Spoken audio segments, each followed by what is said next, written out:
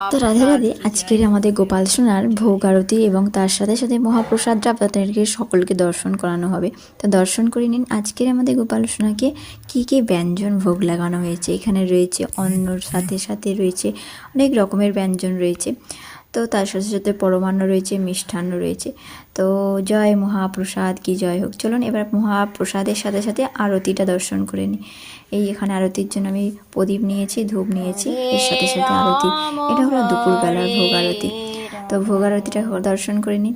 আর কেমন লাগলো অবশ্যই জানাবেন। জয় জয় মহাপ্রসাদ কি জয় হোক। নিতাই গৌর হরি বল। কৃষ্ণ হরে কৃষ্ণ কৃষ্ণ কৃষ্ণ হরে হরে রাম রাম রাম হরে কৃষ্ণ কৃষ্ণ হরে